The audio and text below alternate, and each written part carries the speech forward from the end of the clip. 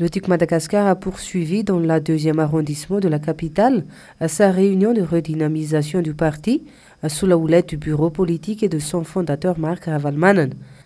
Le député du parti dans le 2e arrondissement d'Antananarivo a mobilisé les militants de base autour de la nécessité de se focaliser dès à présent sur les élections à venir. Marc Ravalomanen a réitéré l'importance de la solidarité. Il a rappelé les anomalies contestées lors des dernières élections dans le pays, tout en martelant les abus perpétrés actuellement par les dirigeants malgaches. Pour ne citer que les violations répétées de la Constitution et le non-respect des libertés politiques et civiles dans la Grande Île. L'ancien président lui-même est en effet régulièrement harcelé par les autorités civiles et militaires qui ferment les yeux sur ces trois en tant qu'ancien chef d'État. Les abus des dirigeants ont ainsi fait l'objet de vives critiques lors de la réunion à laquelle ont participé les membres du bureau politique et les parlementaires élus sous la bannière du parti.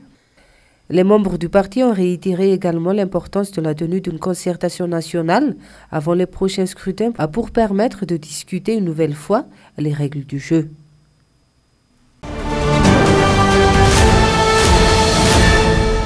Le président de la plateforme de l'opposition RMDM a fait une déclaration appelant les forces vives de la nation et les forces de l'ordre à écouter la voix de la sagesse face aux dérives dictatoriales des dirigeants actuels. Voici la teneur de la déclaration. Le pays traverse une crise économique et sociale sans précédent qui plonge la majorité de la population dans la pauvreté extrême. L'insécurité règne dans les villes et les campagnes et reste sans solution de la part du gouvernement. Cet appauvrissement généralisé est le résultat de l'incompétence et de la défaillance totale du régime en place sur la conduite des affaires nationales. Cependant, la priorité du régime est d'interdire le parti TIC Madagascar, d'organiser la redynamisation du parti dans les régions, comme le cas d'Antirabé le samedi 28 mai dernier. Cette interdiction est une violation des lois internationales, en particulier la Déclaration universelle des droits de l'homme et le Pacte international relatif aux droits civils et droits politiques ratifié par Madagascar en 1971. En outre, la Constitution garantit la liberté d'opinion et d'expression dans son article 10 et le droit de circuler librement sur tout le territoire de la République dans son article 12. La soi-disant vérification routière de routine effectuée par la gendarmerie nationale de la délégation conduite par le président national du TIM et l'interdiction de la redynamisation du parti TIM prévue à Antirabé le samedi 28 mai 2022 constituaient des violations répétées de la Constitution par le régime en place.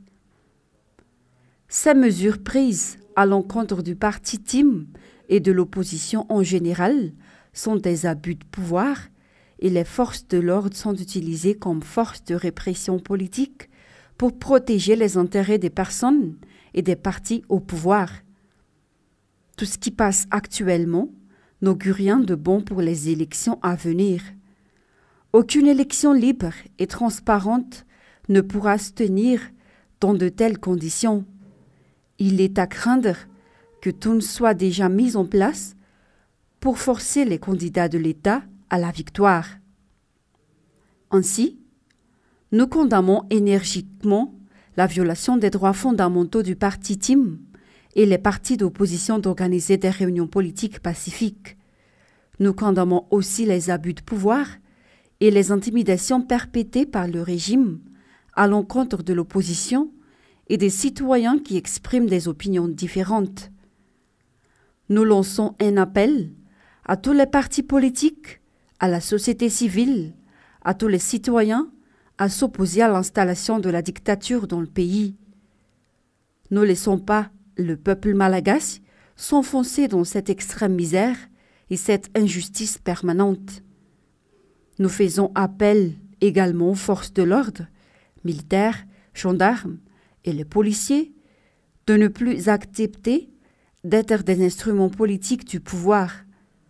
Votre rôle est de servir la nation et de protéger les intérêts du peuple et non de quelques personnes. signé par Marc Ravalmanen.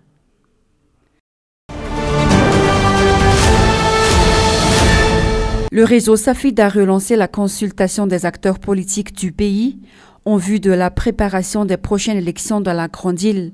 Cette plateforme d'association de la société civile qui se focalise sur l'observation des élections à Madagascar juge en effet essentiel d'analyser le point de vue des principales entités concernées par ces futures consultations électorales. Pour les membres de Safid, cette démarche permettra d'éviter d'éventuels désaccords sur l'organisation et les résultats des élections à venir. Beaucoup se souviennent encore effectivement des anomalies constatées lors de la dernière élection présidentielle. Les contestations des résultats ont failli déboucher sur une crise politique majeure. Actuellement, les préparatifs de la présidentielle de 2023 suscitent déjà des inquiétudes, d'où l'importance de ce genre de consultation menée par des observateurs neutres. Pour les leaders de l'opposition, il n'y a plus l'ombre d'un doute. Les dirigeants actuels ne sont pas dignes de confiance. En mettant en place une commission électorale à sa botte, le régime Radziwiłł veut s'arroger injustement une victoire électorale à la hussarde comme en 2018, raison pour laquelle les membres de l'opposition et des leaders de la société civile préconisent la tenue d'une concertation nationale avant les élections à venir pour que celles-ci soient autant que possible estampillées du sceau de la neutralité et la transparence assurée pour asseoir une véritable démocratie dans le pays.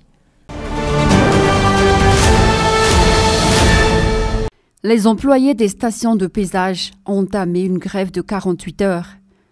Ils évoquent le non-paiement de leur salaire depuis bientôt 5 mois. Les contrôleurs de charges routières se disent étonnés de la situation compte tenu des recettes qu'ils disent avoir recueillies auprès des stations. Ils font gagner à l'État près de 15 millions d'ariars par jour. En 2021, les salariés avaient déjà une période non rémunérée de 8 mois et cela a continué cette année. De nombreuses démarches et revendications ont été faites, mais les autorités les ont ignorées. Depuis le 13 mai dernier, ils ont reçu une promesse de paiement de leur salaire, mais aucune action concrète par la suite. Pas de pesée depuis quelques jours pour les camions auprès des stations de pesage de la Grande Île.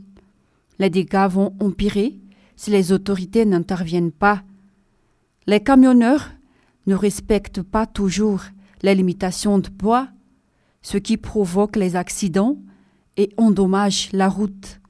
Ces employés des stations de pesage veulent une solution durable et immédiate pour éviter que de tels incidents ne se reproduisent. Près de 250 travailleurs sont concernés et les peseurs de camions et les bacs dans toute l'île sont en grève. Cette première grève de 48 heures n'est qu'une grève préventive, assurent les employés. Ils prévoient d'autres actions si leur requête n'est pas satisfaite.